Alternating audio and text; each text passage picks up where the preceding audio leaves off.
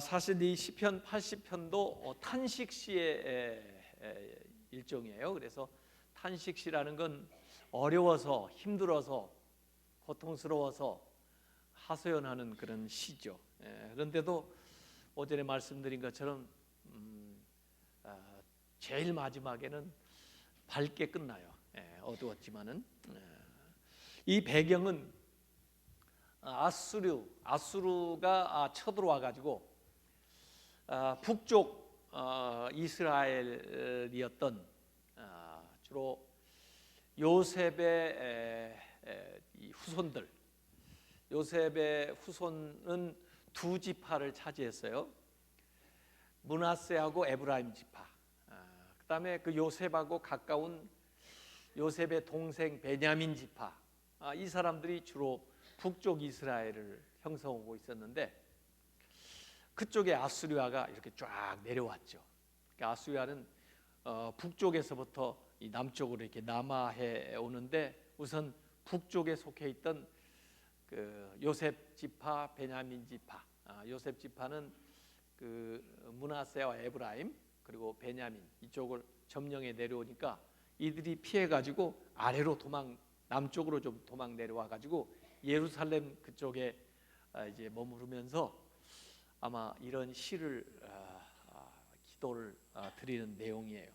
그래서 여기 처음 시작할 때 요셉을 양떼같이 인도하시는 이스라엘의 목자 이렇게 부르는 것은 자기들의 조상 요셉을 얘기하는 거죠. 그래서 그 후손들 그들이 이제 북쪽에서 어려움을 당해가지고 남쪽으로 피신되어 나와가지고 자기들이 원래 분배받았던 그 땅에 돌아가지도 못하고 좀 어려운 시기에 있는 이 형편에서 그 요셉을 그 후손들을 양떼같이 양떼의 그 목자처럼 인도하시는 이제 여호와 하나님한테 이 귀를 기울여 달라, 우리의 기도에 귀를 기울여 달라 이렇게 이제 얘기하는데 오늘 이 시편에 반복적으로 나오는 글귀가 뭐냐면 주님의 얼굴을 우리에게 이렇게 우리를 향해서 빛을 비추어 주십시오라고, 주의 얼굴빛을 우리에게 비춰 주십시오 이렇게 기도하는 거예요. 그래서 저는 주님의 얼굴빛을 이렇게 이번 주간 동안에 이렇게 생각을 해봤어요. 주님의 얼굴빛을 우리에게 이렇게 비춰준다. 주님이 우리를 향해서 이렇게 얼굴을 비춰줄 때하고 주님이 우리를 이렇게 외면하실 때하고 무슨 차이가 있을까? 아마 우리가 잘못된 일들을 하고 그래도 하나님 외면하실지도 모르고 또는 우리가 어렵고 힘든 상황을 겪으면서 왜 하나님이 우리를 외면하시나 그렇게 생각을 할 수도 있을 거예요. 어쨌든 어떤 경우가 됐든지 주님이 얼굴빛을 우리에게 이렇게 비춰주시면 거기에서 우리가 힘을 얻을 수 있고 또 주님의 도움을 받을 수가 있고 또 우리한테 좋은 일들이 일어날 수가 있을 거예요. 그래서 오늘 이 기도는 이 시편 기자는 주님의 얼굴빛을 우리에게 비춰주십시오 이렇게 반복적으로 여기 세 차례 그렇게 기도를 했어요. 그래서 그 세 번의 기도를 한번 그 주의 얼굴빛을 우리에게 비추어 주소서 하는 말씀을 이렇게 찾아보면 좋은데 3절에도 나오고 7절에도 나오고 마지막 19절에도 나와요. 주의 얼굴빛을 우리에게 비춰달라, 한번 우리를 봐달라 이런 거죠. 한번 우리를 봐달라 그런 거 잘 아시죠? 어떤 사람이 그 LA 가가지고 자동차 운전하다가 그 너무 빨리 달리는 바람에 경찰한테 걸렸다잖아요. 그러니까 한국 사람이 영어는 안 통하고 한번 봐달라고 얘기 좀 하고 싶은데 영어로 뭐라고 해야 되나 가지고 콩그리시 만들어 가지고 얘기해.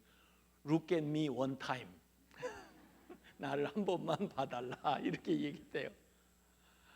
완전히 콩그리시인데 그래도 다행히 이 경찰이 한국에서 옛날 군대 생활을 해본 경험이 있어가지고 알아들은 거예요. 한번 봐달라는 말을. 그래 경찰이 뭐라고 얘기냐면 노숲, 국물도 없다. 두 사람에게 커뮤니케이션 한번 봐달라. 이게 참 좋은 말이에요. 한국말이에요. 한번 봐달라. 나를 좀 불쌍히 여겨달라. 긍휼히 여겨달라. 여러분 그 스데반이 순교한 거 나오죠. 순교. 스데반이 순교하는데 예수님이 십자가 지실 때하고 스데반이 순교할 때하고 다른 게 있어요. 예수님이 십자가 지실 때는 하늘이 캄캄해지셨어요. 그래서 사실은 하나님도 외면하셨다고 그래요. 네. 그래서 예수님이 뭐라고 부르짖어요? 엘리 엘리 라마 사박다니, 나의 하나님 어찌하여 나를 버리시나이까. 하나님이 외면하시니까.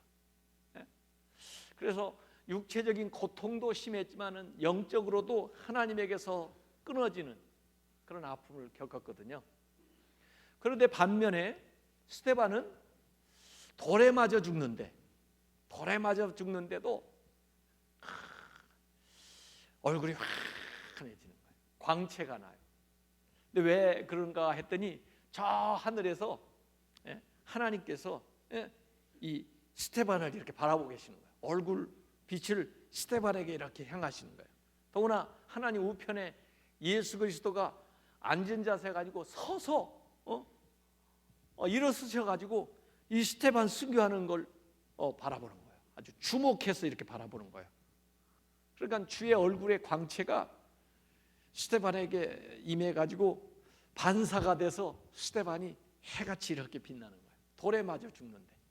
그래서 내 영혼을 주께 부탁하나이다. 그렇게 하고 순교를 하시거든요. 그러면 예수님의 죽음하고 이 스데반의 죽음은 뭐이 다르냐? 예수님의 죽음은 우리의 죄 가운데 죄의 값을 지불하는 죽음이에요. 그러니까 끔찍한 죽음이죠. 그래서 해도 빛을 잃어버리고 주님도 하나님도 그걸 볼 수 없는, 그래서 차마 보실 수가 없는 그런 아픔을 예수님께서 겪었지만 스데반의 죽음은 죄 때문에 죽은 게 아니에요. 스데반은 죄 때문에 죽은 게 아니고 예수 그리스도의 복음을 위해서, 하나님의 나라의 복음 전파를 위해서 순교하는 거예요. 그렇기 때문에 그의 죽음은 해처럼 빛나는 거예요. 그래서 죄에 대해서 죽는 죄값을 치르는 거하고 죄값을 치러주시는 예수님의 대속적인 죽음하고 또 복음을 위한 이 순교자의 죽음하고는 다릅니다. 어쨌든 주님이 이렇게 얼굴빛을 비춰주시니까 그 고통 가운데에서도 얼굴이 환해지면서 그 영광 가운데 죽음을 맞이하게 돼요. 제가 우리 원로 목사님 임조한 그 말씀드렸죠. 그래서 지난 금요일에 아침에 막 달려가 가지고 그 중환자실에 들어가서 그다음에 거의 임종이 임박하셨다고 해서 이렇게 보니까 얼굴이 빨개지시는 거예요.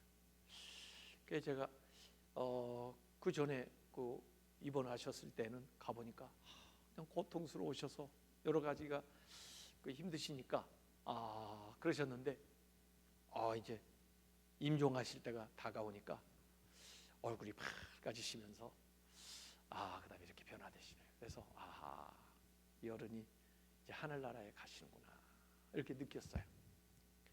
주님이 이렇게 비춰주시는 거죠. 영원히 주님을 이렇게 만나는 거죠. 그러면 우리가 이렇게 살아나요. 그걸 뭐 밖에서 말하면 해바라기가 해가 비치는 쪽을 향해서 이렇게 방향을 틀잖아요. 그리고 햇빛이 비춰지면 이렇게 올라오잖아요. 이렇게 펴나잖아요. 해바라기. 우리가 이제 주님을 바라는 거예요. 주님. 그래서 여기 아주 힘들고 어둡고 고통스러운 골짜기를 지나가지만은 주님 주의 얼굴빛을 우리에게 비춰주소서 이렇게 기도하고 있는 내용이 거기에 나옵니다. 그래서 우리의 기도에 귀를 기울여 주십시오. 우리에게 빛을 비춰 주십시오. 우리를 구원하기 위해서 좀 오십시오라고 하나님의 그 관심, 또 하나님의 돌보심, 하나님께서 우리를 회복해 주시기를 구하는 기도가 여기에 나와 있어요. 그래서 우리가 일상생활하면서 늘 주님의 그 빛을 이렇게 받는 그런 생활을 하시기 바랍니다. 그래서 이 민수기에도 보면요, 민수기 6장 24절부터 26절까지 보면 그 제사장의 축복이 나오는데 뭐라고 축복을 하라 이렇게 얘기하셨냐면은 여호와는 너에게 복을 주시고 너를 지키시기를 원하며 여호와는 그의 얼굴을 너에게 비추사. 얼굴이라고 얘기가 나오면 꼭 빛이 나오나 봐요. 그러니까 비추라고 그러는 거예요. 얼굴을 너에게 비추사 은혜 베푸시기를 원하며 여호와는 그 얼굴을 너에게로 향하여 드사 평강 주시기를 원하노라. 그래서 복을 빌어주는데 여호와의 얼굴이 너를 향하도록, 그래서 그 빛이 너에게 임하도록, 또 그 은혜, 그 평강이 너에게 임하도록 이렇게 복을 빌어주라 그랬어요. 그래서 늘 하나님의 영광이 여러분과 함께 하시기 바랍니다. 우리의 영혼의 햇빛은, 우리가 이 영혼이 살아나는 것은 이 식물이 햇빛 받아야 살아나듯이 우리의 영혼의 햇빛 대신 주님을 이렇게 바라봐야 우리의 영혼이 살아나는 거예요. 찬송가도 그런 찬송가가 있더라고요. 보니까 60장에 이런 찬송가가 나와요. 영혼의 햇빛 예수여 가까이 오사 비추어 주시고 이 세상 구름이 일어나 가리지 않게 하소서. 주님이 우리를 향해서 이렇게 비추는데 구름이 이렇게 같이 가리면 차단되잖아요. 그러니까 그러지 않게 해달라 이런 거죠. 이 눈에 단잠 오기 전 고요히 주를 그리며 구주의 품에 안기니 한없이 평안합니다. 잠 깰 때 주여 오셔서 나에게 복을 주시고 주님의 사랑 안에서 언제나 살게 하소서. 그래서 이 영혼의 햇빛이 예수님이다. 영혼의 햇빛이 하나님이다. 그 얼굴이 우리를 향하여 있으시면은 우리에게 은혜를 베풀어 주시고 또 우리를 잘 살펴주시고 또 우리가 빛 가운데 행할 수 있도록 우리를 돌봐 주신다 이런 거예요. 그래서 여기 이제 80편 빛을 비춰달라 1절에 하고 2절에 에브라임과 베냐민과 므낫세 앞에서 아까 얘기했죠. 요셉의 양떼나 비슷한 말이에요. 주의 능력을 나타내사 우리를 구원하러 오소서. 구원하기 위해서 오셔라 이거예요. 하나님이여 우리를 돌이키시고 주의 얼굴 빛을 비추사 우리가 구원을 얻게 하소서. 하나님 우리를 이렇게 바라보시면은 우리가 구원을 얻는다 이거예요. 만군의 하나님 여호와여 주의 백성의 기도에 대하여 어느 때까지 노하시리까? 어느 때까지 이 하나님 진노하겠습니까? 지금 무슨 심정이냐면 하나님 우리를 외면하는 것 같아요. 우리를 안 바라보는 것 같아요. 그러니까 5절에 주께서 그들에게 눈물의 양식을 먹이시며, 음식을 먹는데 눈물의 양식이 뭐예요? 음식하고 섞이는 거죠. 울면서 음식을 먹어본 적 있으세요? 네. 눈물 양식 먹는 거죠. 눈물의 양식을 먹이시며 많은 눈물을 마시게 하셨나이다. 네. 주님이 외면하면은 이렇게 되는 거예요. 우리 이웃에게 다툼거리가 되게 하시니 우리 원수들이 서로 비웃나이다. 네. 그래서 주님의 얼굴이 나하고 비칠 때하고 주님의 얼굴이 나를 향해 있지 않을 때 이렇게 음지와 양달 이 햇빛 비치는 곳과 이 차이가 나듯이 그렇게 우리의 영혼이 차이가 나는 거예요. 그래서 7절에 만군의 하나님이여 우리를 회복하여 주시고 주의 얼굴의 광채를 비추사 우리가 구원을 얻게 하소서. 그래서 좀 비춰달라 이렇게 계속해서 간구를 하고 있어요. 여기 이제 8절부터 보면요, 원래 이스라엘 사람들이 어떻게 되었었는가 지난 이야기들을 얘기하고 있는데 여기 포도나무로 표현되어 있는 것이 이스라엘입니다. 이스라엘은 성경에 포도나무로도 표현될 때 있고 무화과로도 표현될 때도 있고 감람나무로도 표현될 때가 있어요. 이걸 신령한 나무들이라 그래요. 근데 그게 이스라엘을 상징하는 이제 나무들로 나오는데 옛날에 있었던 일들을 여기 추억하면서 8절부터 이 얘기를 하고 있어요. 그래서 주께서 한 포도나무를 애굽에서 가져다가 포도나무를 애굽에서 잘라가지고 또는 옮겨 심기를 하는 거예요. 가져다가 민족들을 쫓아내시고 어디 민족이냐면 가나안 그 원래 원주민들을 쫓아내시고 그 가져온 포도나무 가지를 그 가나안에다가 심으셨다는 거예요. 주께서 그 앞서 가꾸셨으므로 주님께서 그 포도나무를 잘 가꿔 주시니까 그 뿌리가 깊이 박혀서 그 다음에 그 땅에 가득하며 그 그늘이 산들을 가리고 그 가지는 하나님의 백향목 같으며 여기 포도나무 그러더니 또 백향목이 나오네요. 백향목은 진짜 목재로서 기가 막힌 나무들이거든요. 이것도 사실은 이스라엘을 상징하는 거예요. 어쨌든 이곳에서 번성했다 그런 뜻이에요. 그 가지가 바다에까지 뻗고 그 바다는 지중해 그리고 넝쿨이 강까지 미쳤거늘. 이 강은 그 메소포타미아 강 저기 이라크에서부터 이라크 쪽이 지금 이 아수리아가 발원해가지고 쳐들어온 쪽이거든요. 북쪽, 동쪽 이쪽인데 원래 이스라엘이 하나님이 이렇게 번성하게 해가지고 지중해에서부터 그 메소포타미아까지 이르렀다는 거예요.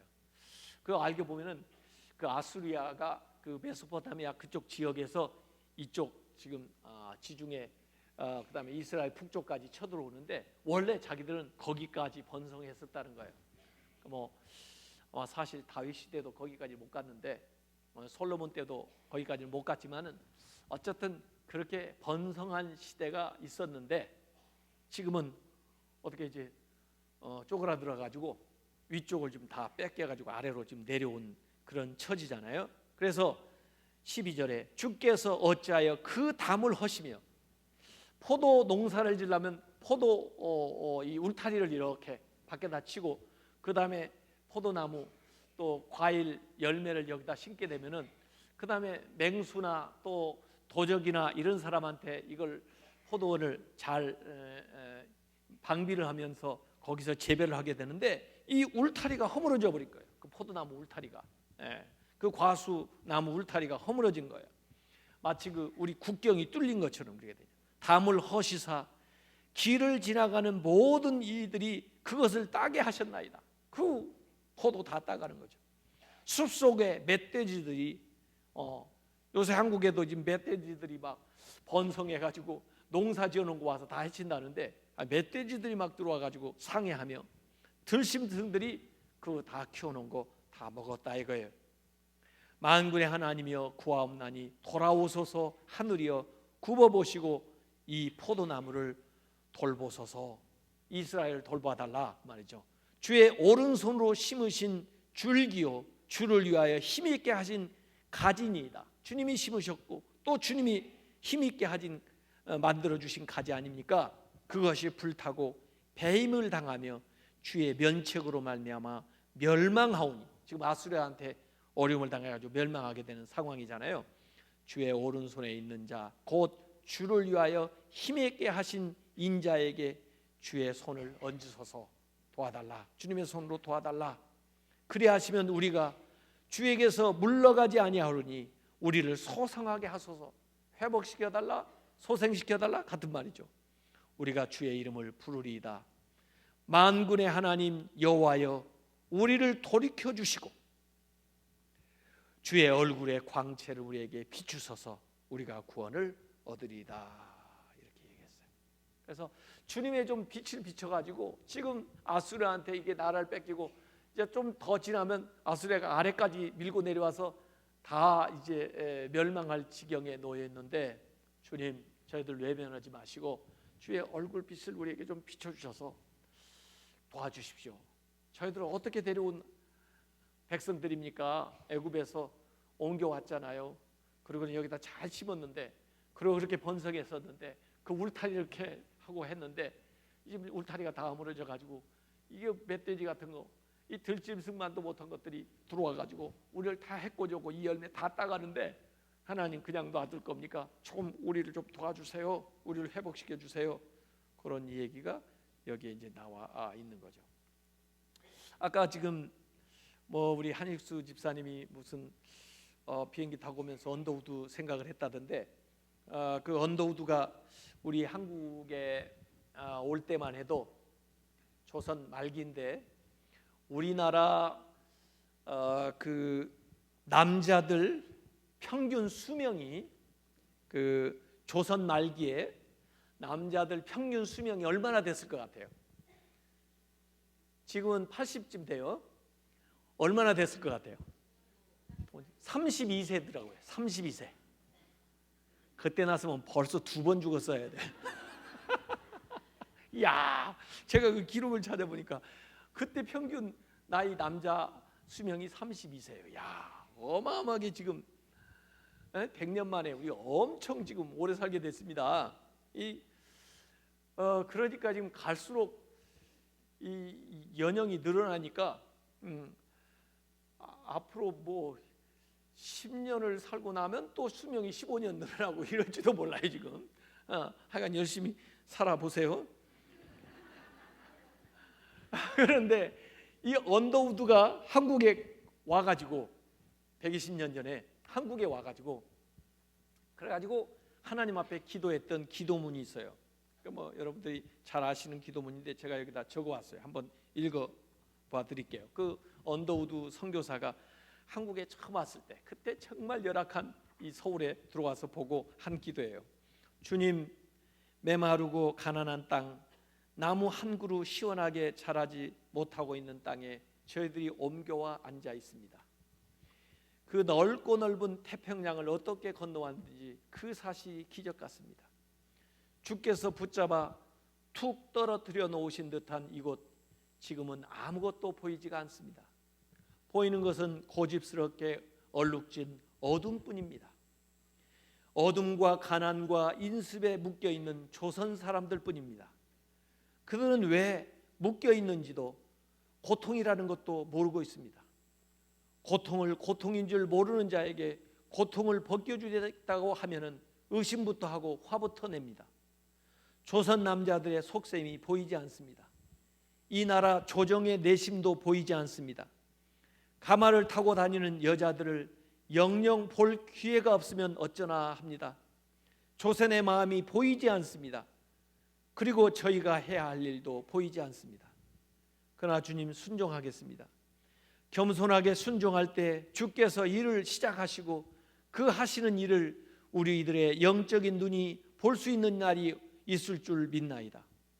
믿음은 바라는 것들의 실상이요 보지 못하는 것들의 증거라고 하신 말씀을 따라 조선의 믿음의 앞날을 볼 수 있게 될 줄을 믿습니다.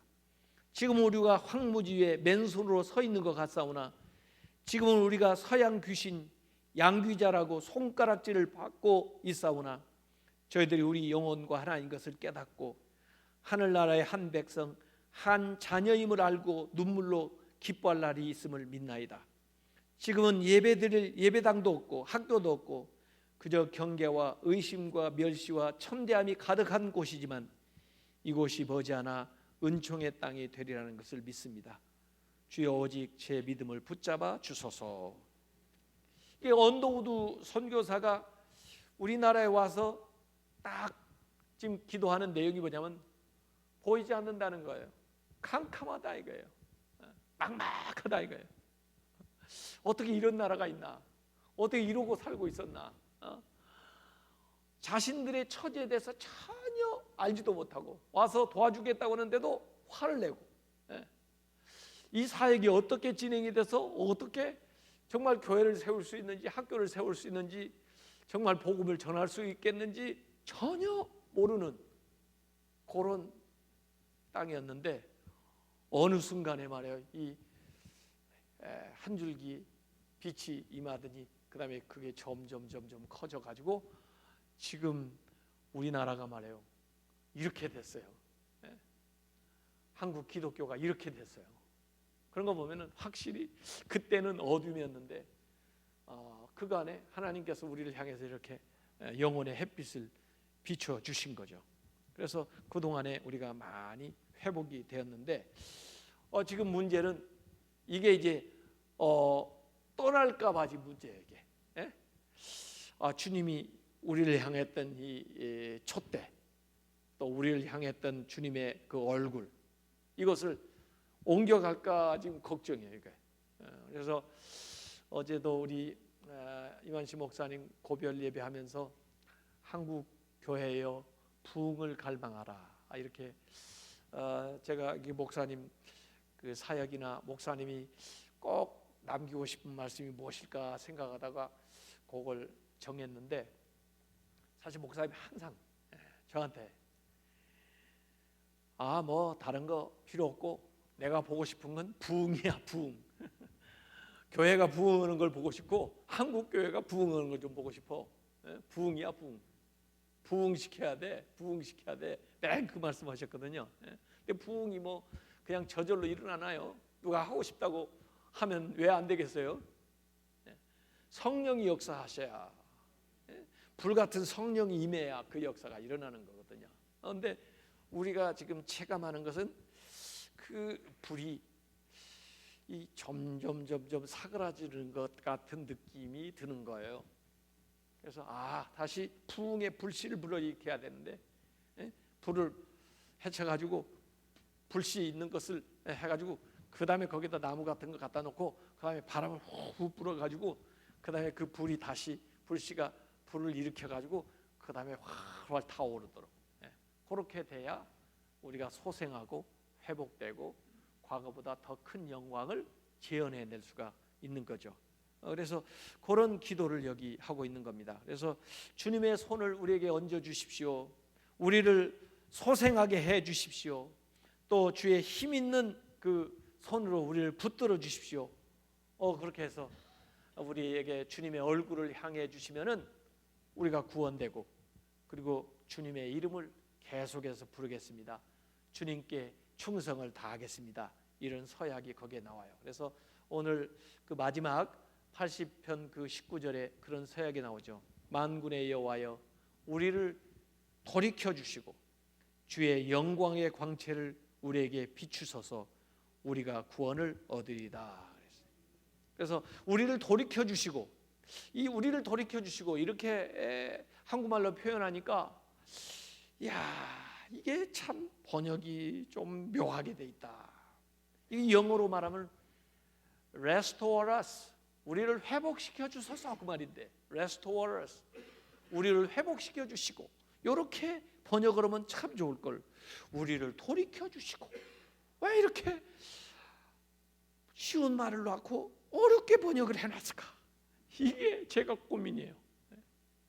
그래서 만군의 여호와여 우리를 restore us 우리를 회복시켜 주시고 주의 얼굴의 광채를 우리에게 비추소서 우리가 구원을 얻으리이다.